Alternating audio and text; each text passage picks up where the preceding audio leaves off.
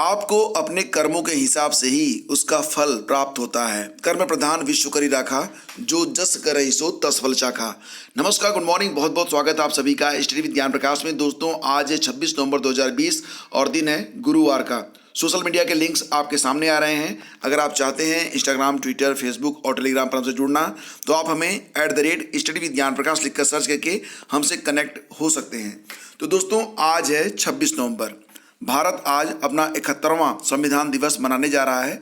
26 नवंबर 1949 को भारत के संविधान को औपचारिक रूप से स्वीकार किया गया था, जिसे 26 जनवरी 1950 को लागू किया गया था। इसलिए हम 26 जनवरी को गणतंत्र दिवस के रूप में मनाते हैं। लेकिन भारत सरकार ने पहली बार 2015 में संविधान दिवस मनाने का फैसला किया। इस खास दिन डॉक्टर भीमराव अंबेडकर जी को याद किया जाता है।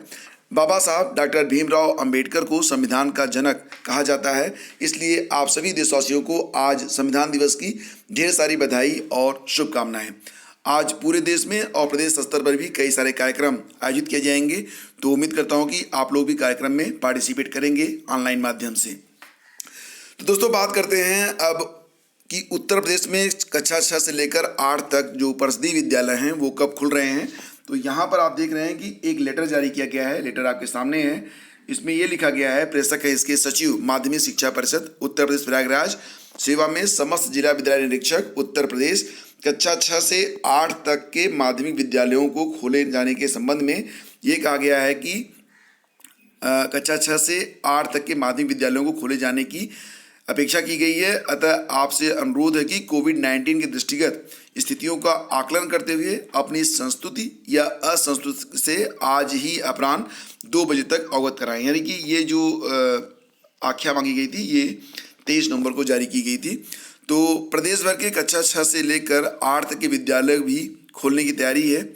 यूपी बोर्ड सचिव ने सभी विद्यालय निरीक्षकों से इस संबंध में रिपोर्ट मांगी है। पत्र में कहा गया है कि इन विद्यालयों को खोलने की अपेक्षा की गई है। सभी कोरोना की स्थिति का आकलन करते हुए रिपोर्ट भेजें।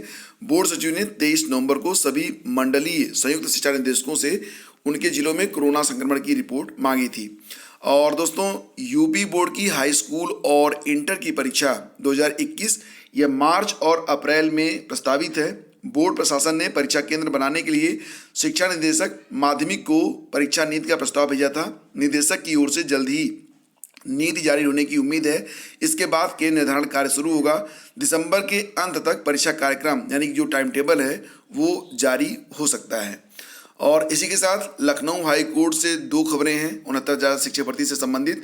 तो पहली खबर तो ये है कि याचिका संख्या 19795/2020 आशुतोष शुक्ला बनाम उत्तर प्रदेश सरकार, जिसमें याची 69,000 शिक्षक भर्ती में आवेदन करते समय बीएड के प्राप्तांक में 364 के स्थान पर 555 त्रुटिवश अंकित किया था, जिससे याची का गुणांक वास्तविक गुणांक से अधिक हो रहा है।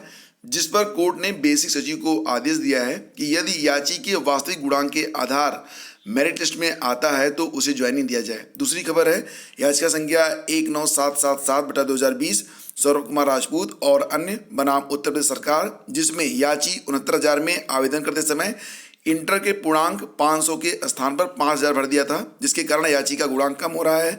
फिर याची कम गुणांक के आधार पर ही चयन चाहता है। अतः कोर्ट ने आदेश दिया है कि याची को वास्तविक गुणांक के आधार पर ज्वाइनिंग दी जाए। तो ये 2 खबरें हैं 69,000 से जुड़ी हुई।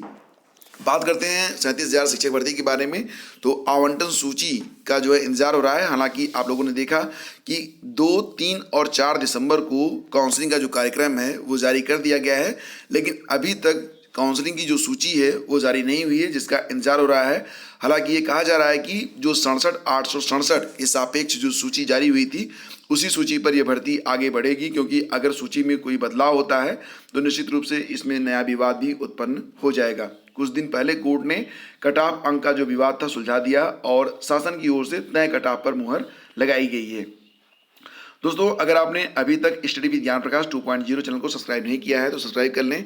बहुत जल्दी सारे जो न्यूज़ सेशन है वो आपको स्टडी विद ज्ञान प्रकाश 2.0 यानी कि हमारे दूसरे चैनल पर आपको मिलेंगे। इस चैनल पर आपको जो एजुकेशनल वीडियोज़ हैं वो हमेशा की तरह मिलती रहेंगी। उत्तर प्रदेश में हड़ताल करने पर 6 माह की रोक लगा दी गई है। शासनादेश जारी कर दिया गया है। कार्मिक विभाग ने एस्मा का शासनादेश लागू किया है। कई संगठनों ने 26 को कर रखा है विरोध प्रदर्शन का ऐलान।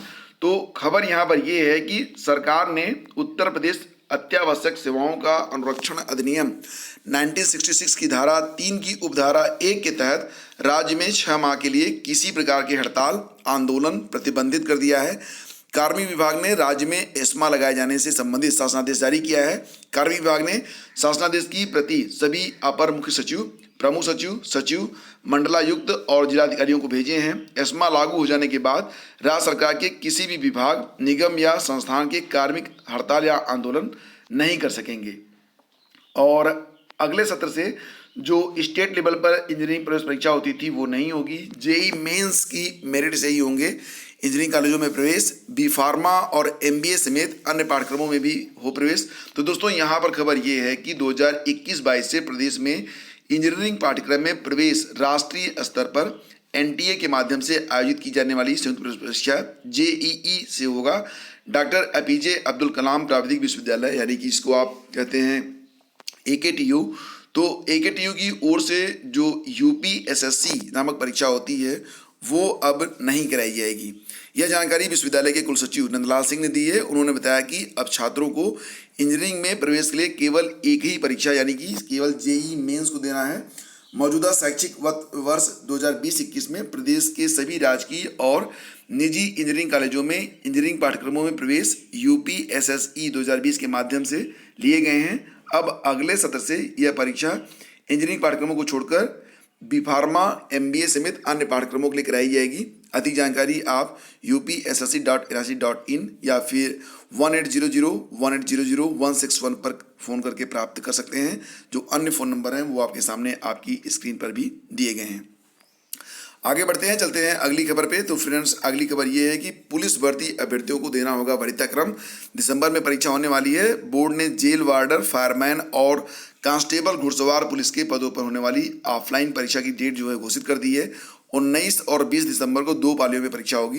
प्रदेश के 10 जिलों में कुल 401 परीक्षा केंद्र बनाए गए हैं और इस भर्ती में जेल वार्डर के 3638 पद, जिसमें 3012 पुरुष और 628 महिला हैं। अग्निशमन विभाग में फायरमैन के 2085 पद तथा कांस्टेबल घुड़सवार के 102 पद शामिल हैं।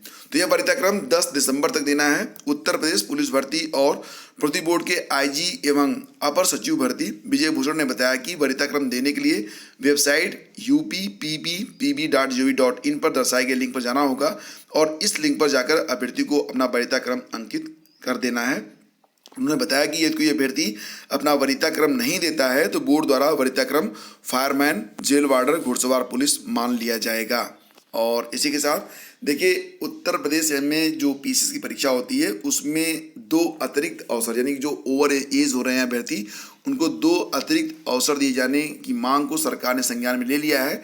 और यहाँ पर खबर ये निकल के आ रही है कि पीसीएस परीक्षा में लगातार हो रहे बदलावों के मद्देनजर ओवर एज अभ्यर्थियों को 2 अतिरिक्त अवसर दिए जाने की अभ्यर्थियों की मांग पर शासन ने संज्ञान लिया है। मामला मुख्यमंत्री तक पहुंचने के बाद शासन स्तर से मामले में उचित कार्रवाई के लिए संबंधित विभाग को पत्र भेजा गया है। हालांकि प्रतियोगी छात्र पीसीएस 2020 और पीसीएस 2021 में अतिरिक्त अवसर की मांग कर रहे थे, लेकिन 2020 का तो परिणाम आ गया है। तो अब अभ्यर्थी कह रहे हैं कि 2021 और 2022 में ओवर एज अभ्यर्थियों को 2 अतिरिक्त अवसर दिए जाएं।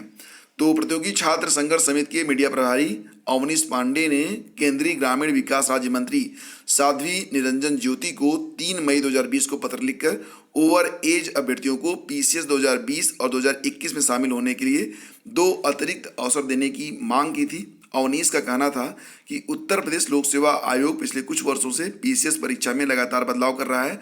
ऐसे में प्रतियोगी छात्रों की परीक्षा तैयारी प्रभावित हुई है। वहीं इससे पूर्व सपा सरकार में परीक्षाओं की धांधली के तमाम मामले सामने आए और इस वजह से योगी प्रतियोगी जो हैं वो छात्र चयन से वंचित हो गए हैं। प्रतियोगी छात्र संघ समिति के मीडिया प्रभारी अवनीश पांडे का कहना है कि पैटर्न में बदलाव के कारण बड़ी संख्या में छात्र प्रभावित हुए हैं। इसमें वे अभ्यर्थी भी हैं जो ओवर एज हो गए हैं और परीक्षा में शामिल नहीं हो सकते हैं। तो 19 के इस पत्र का संज्ञान लेते हुए ग्रामीण विकास राज्य मंत्री साध्वी निरंजन ज्योति ने मुख्यमंत्री को पत्र लिखकर प्रकरण से अवगत कराया है। साथ ही मुख्यमंत्री से अनुरोध किया है कि इस मामले में सहानुभूतिपूर्वक विचार करते हुए आवश्यक कार्रवाई की जाए। मामले में अब सुभ्रांत कुमार शुक्ल विशेष सचिव शासन की ओर से पत्र भेजकर अवगत कराया गया है कि प्रकरण पर समुचित कार्रवाई के लिए संबंधित विभाग को संदर्भित किया जा रहा है। यानी कि शासन की ओर से मामले में उत्तर प्रदेश लोक सेवा आयोग को पत्र भेज दिया गया है। हालांकि इस पर अभी अंतिम निर्णय नहीं हुआ है और पीसीएस 2020 की प्रारंभिक परीक्षा का परिणाम भी घोषित हो चुका है। तो दोस्तों ये थी कुछ खबरें और इसी के साथ आपको ये बता दें कि उत्तर प्रदेश में जो परीक्षा केंद्र बनेंगे यूपी बोर्ड के लिए, उस पर अधिकतम 800 परीक्षार्थी ही परीक्षा दे सकेंगे। जैसा कि आपने देखा कि परीक्षा जो होगी वो मार्च या अप्रैल या फिर मार्च अप्रैल में हो सकती है। तो 2021 में परीक्षा केंद्रों पर कोरोना की रोकथाम और सोशल डिस्टेंसिंग का खास ध्यान रखा जाएगा। परीक्षा केंद्र में 2 पालियों में कुल कम से कम 150 और अधिकतम 800 से अधिक परीक्षार्थी परीक्षा दे सकेंगे। सोशल डिस्टेंसिंग के लिए हर परीक्षार्थी को एक कक्षा में 36 वर्ग फीट की जगह देनी होगी। माध्यमिक शिक्षा विभाग ने बोर्ड परीक्षा 2021 के लिए ऑनलाइन परीक्षा केंद्र निर्धारण की जो गाइडलाइन है उसे जारी किया है। तो जो भी जानकारियाँ प्राप्त होंगी वो मैं समय समय पर आप तक पहुँचाता रहूँगा। अगर आपने अभी तक हमारे टेलीग्राम चैनल @हिस्ट्री विद ज्ञान प्रकाश को ज्वाइन नहीं किया है तो ज्वाइन कर लीजिएगा। यहाँ पर आपको सारी जरूरी सूचनाएं और जो PDF होती है, जो लेक्चर की PDF होती है, वो आपको प्रोवाइड कर दी जाती है। तो आप सभी का बहुत बहुत धन्यवाद इस सेशन को देखने के लिए। दोस्तों अगर आपने अभी तक चैनल को सब्सक्राइब नहीं किया था तो सब्सक्राइब कर लें, बेल आइकन को दबाना बिल्कुल भी ना भूलें। हम मिलेंगे आपसे अगले वीडियो में, तब तक के लिए आज्ञा दीजिए। नमस्कार, जय हिंद।